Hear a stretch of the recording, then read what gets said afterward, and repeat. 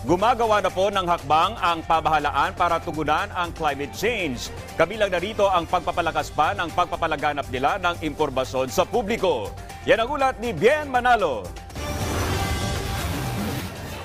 Sumentro sa pagtugon sa lumalalang pagtaas ng temperatura sa mundo ang naging talakayan sa ginanap na presscon sa Kapihan sa QC. Ayon kay John Leo Algo, ang National Coordinator ng Aksyon Klima Pilipinas, bumubuo na ng mga aksyon ang pamahalaan kaugnay sa paglaban sa tumitinding krisis sa klima. Isusubok natin yung konsepto ng climate justice at yung isa po sa mga pamamaraan ng ating pagkamit ng hustisyang pangklima ay yung mga mayamang bansa po, babayaran tayong mga bansang nanganganib. Lahat po tayo ay may kayang gawin upang makatulong sa pagtugon sa mga epekto ng krisis sa klima sa ating komunidad. Binigyang diin din ang halaga ng edukasyon, kaya't patuloy ang grupo katuwang ang iba't ibang ahensya ng gobyerno sa pagpapaigting ng information dissemination campaign. Tiniyak naman ng grupo na may climate negotiation o nakikipag-usap na ang Pilipinas sa ibang bansa para matugunan ang lumalalang climate change. Isa po sa mga pinaka-importanteng aksyon nating pamahalaan para sa mga vulnerable sectors natin, edukasyon.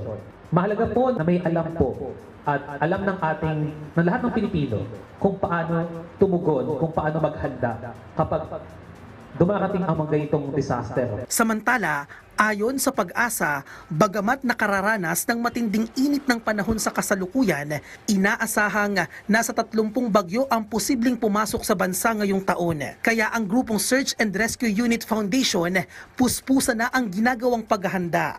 We go around the country and train individuals, families to become ready in a disaster. No? Bukod dito, ipinunto rin ang halaga ng pagsasanay para maging ligtas sa panahon ng kalamidad. Patuloy din ang pagsusulong sa Magna Carta for Rescue Volunteers na mangangalaga sa kapakanan ng mga rescue volunteer. Focus namin ngayon ay ma-educate yung ating mga kababayan. Pangarap talaga ng foundation namin. Gusto namin lahat ng Pinoy, rescuer. O di wala nang i-rescue.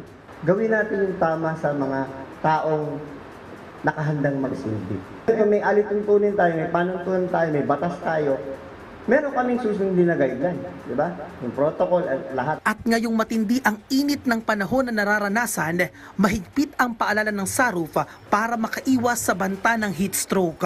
Bien Manalo para sa Pambansang TV sa Bagong Pilipinas.